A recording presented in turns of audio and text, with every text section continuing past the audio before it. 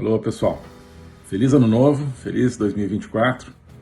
E eu queria convidar você para começar esse ano embarcando num novo projeto, que é a Academia Folha Política. Na Academia Folha Política a gente tem muito mais do que um curso que você faz e termina. A Academia tem o meu curso de Logopolítica, que é um curso contínuo.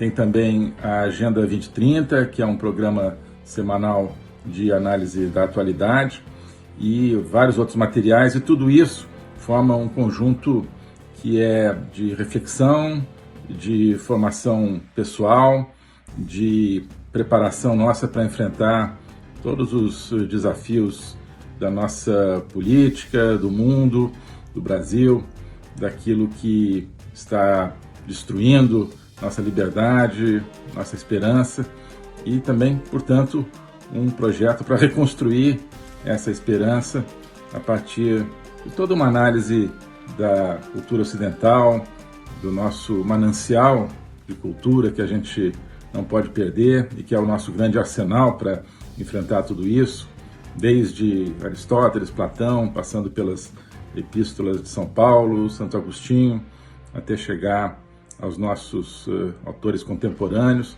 analisando também o outro lado, os autores que estão aí programando o fim da dignidade humana e contra os quais a gente precisa combater.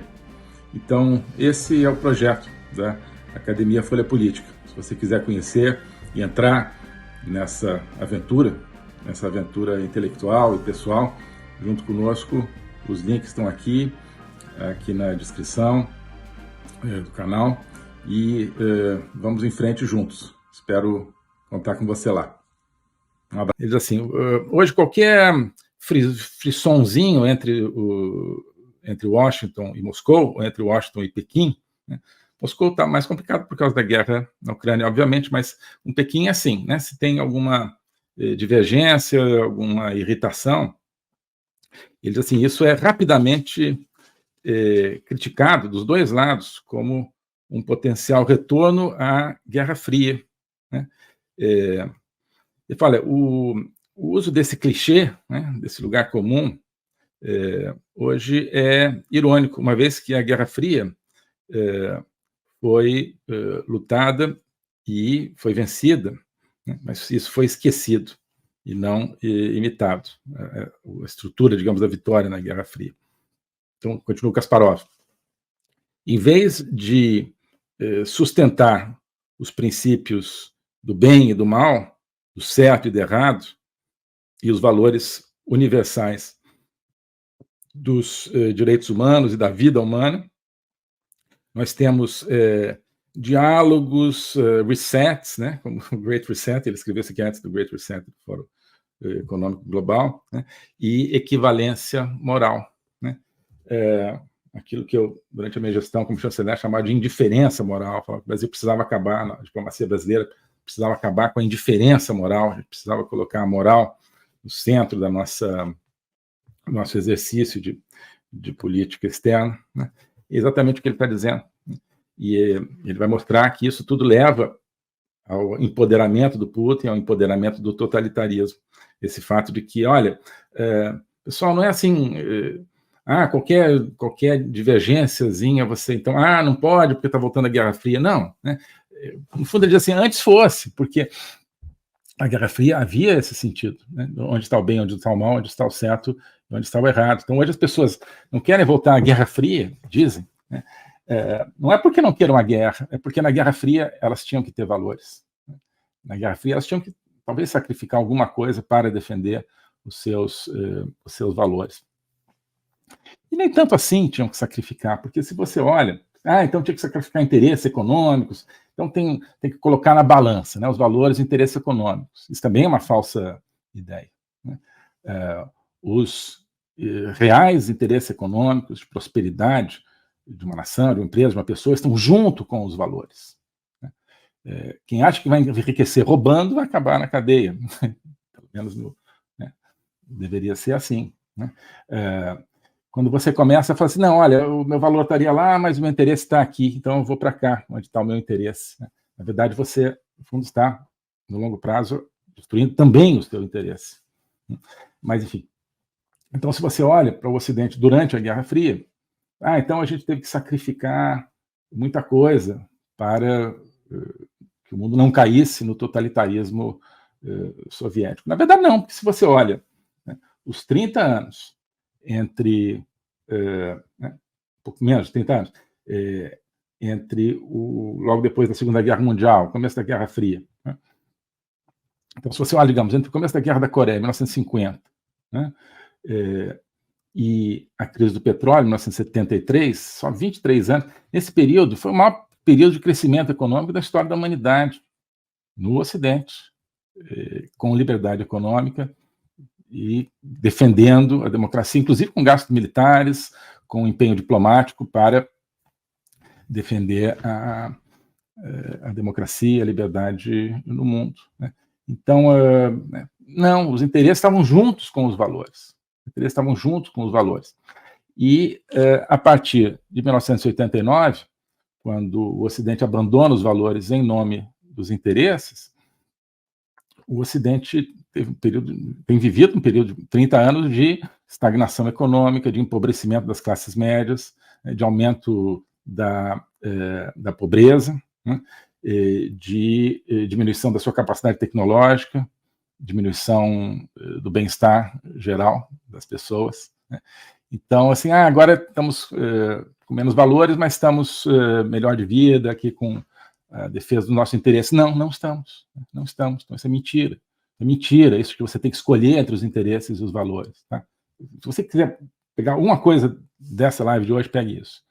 Quando alguém te disser que você tem que colocar em 2 pratos de balança interesses e valores, né, e se o interesse pesar um pouquinho mais, o que é fácil, né?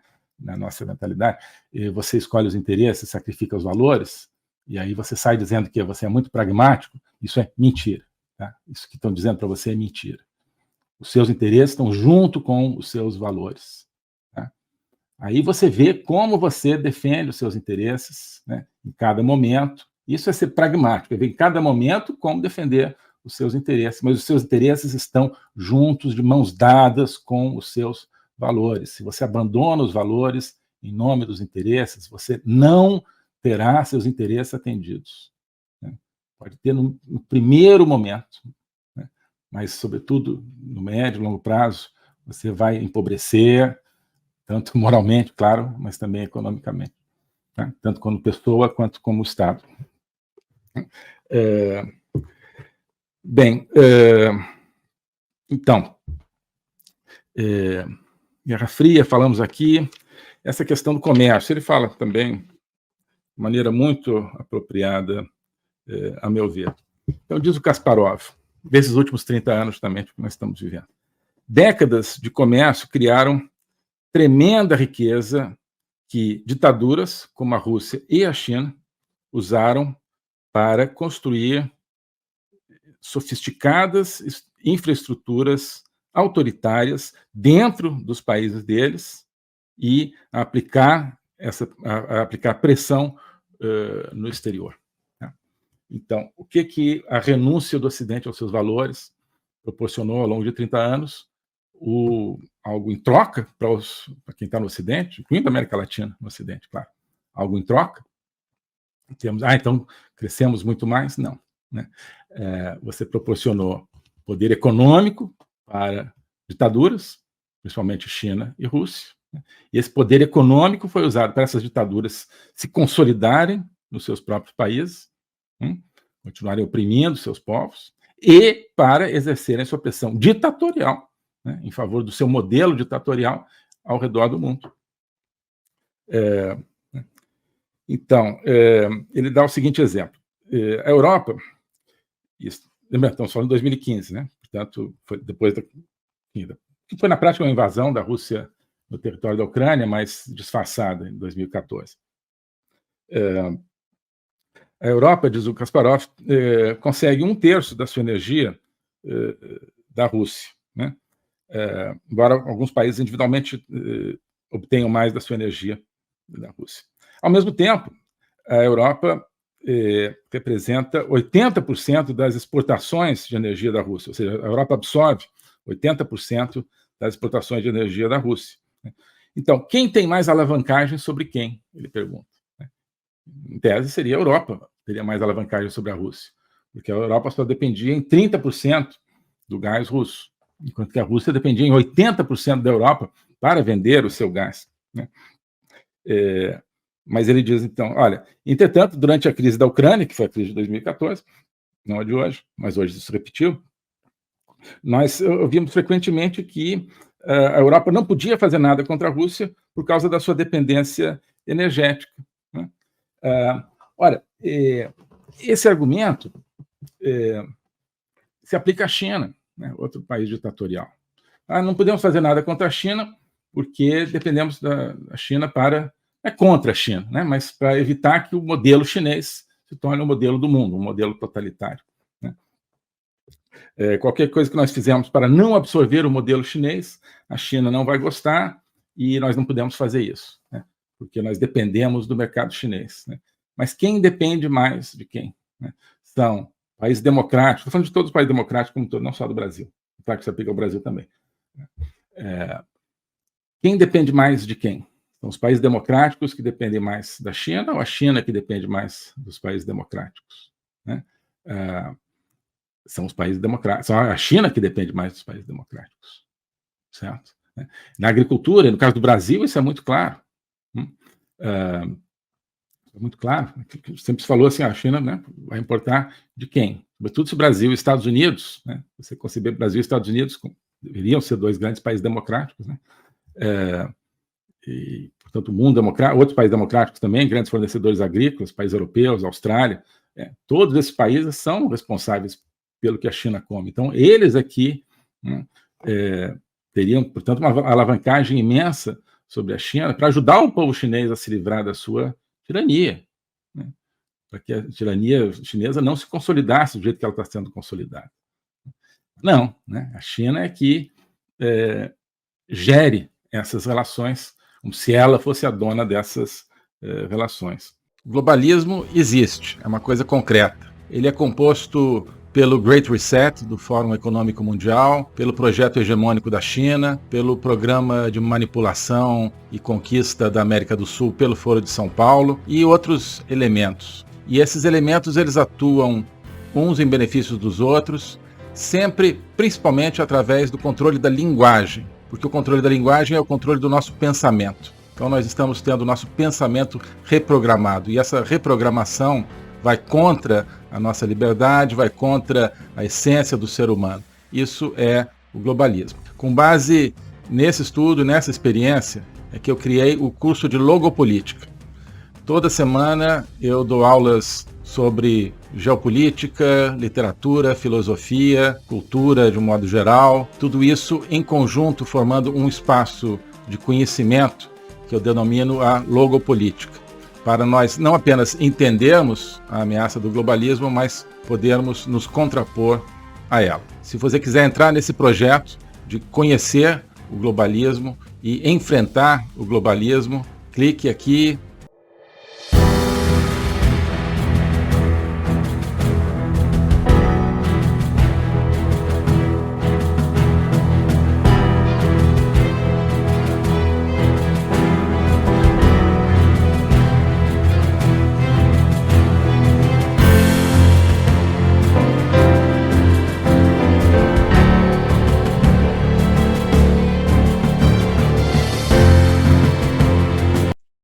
Alô a todos. Hoje eu gostaria de falar sobre o meu novo curso de logopolítica, onde eu vou colocar a versão completa daquilo que eu tenho a ensinar sobre o globalismo. O globalismo nas suas múltiplas dimensões: geopolítica, econômica, social, cultural, filosófica, dimensões que só podem ser entendidas em conjunto, e que só podem ser entendidas em conjunto a partir de uma perspectiva logopolítica, ou seja, uma perspectiva do logos. Logos é a essência do ser humano.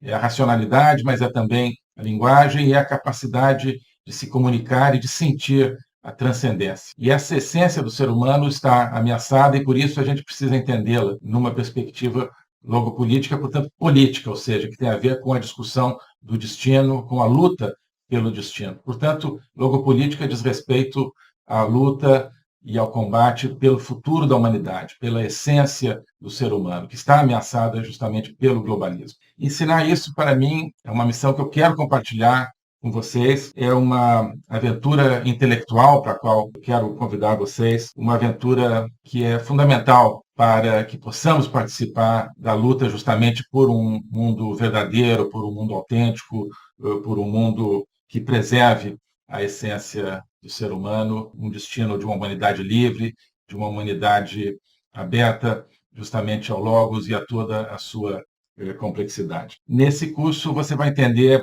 esses grandes combates, quais são as ideias que estão por trás daquilo que ameaça essa essência do ser humano, as grandes ideias que estão se confrontando, quais são as ideias que precisam ser mobilizadas justamente para a defesa, para a preservação dessa nossa essência. Portanto, é preciso entender as discussões filosóficas que não são puramente abstratas, que têm a ver, que têm efeitos diretos na nossa vida diária. Então, quando nós vemos os fenômenos da inflação, da guerra, da carestia, de várias carências no mundo de hoje, nós estamos diante, no fundo, de processos que têm a ver com as ideias. São as ideias por trás desses processos que determinam a sua problemática. Então, essa concepção de um ser humano sem essência, sem transcendência, que nós vemos hoje na nossa sociedade, essa concepção é que tem consequências dramáticas, inclusive na nossa vida material. Atrás dessa concepção existe um projeto de controle total, um projeto totalitário, de domínio. É por causa disso que nós assistimos hoje a fenômenos que nos parecem caóticos, que nos parecem desconectados, mas que vão acabando com a nossa liberdade, vão desestruturando a nossa sociedade, fazendo com que nós vivamos, mesmo dentro de países teoricamente democráticos, cada vez mais dentro de uma sociedade de controle. Então, nós hoje temos, você certamente tem, dificuldade de entender o que está acontecendo no mundo. Isso é decorrente justamente de visões parciais, que eu vou procurar cobrir e conectar. Então, não adianta entender apenas a economia, apenas conflitos militares, ou apenas algumas questões sociais. É preciso entender as ideias que querem dominar o mundo e as ideias que precisam ser resgatadas para que nós preservemos a liberdade do mundo. Então é isso que eu quero oferecer a você nesse curso de Logopolítica. Nós vamos estudar o conceito, a evolução, a manifestação do globalismo, na história recente, sobretudo, mas ao longo de toda a história humana, as ideias atuais que conformam o globalismo, elas são muito antigas, assim como as ideias de defesa e preservação da essência do ser humano também são antigas. Então nós vamos lá atrás, nos gregos, nos pré-socráticos, Platão, Aristóteles, e vários outros autores ao longo da história, procurar entender tanto as ideias da defesa do logos, da defesa da essência do ser humano, quanto as ideias que hoje ameaçam tão fortemente e tão incisivamente a nossa liberdade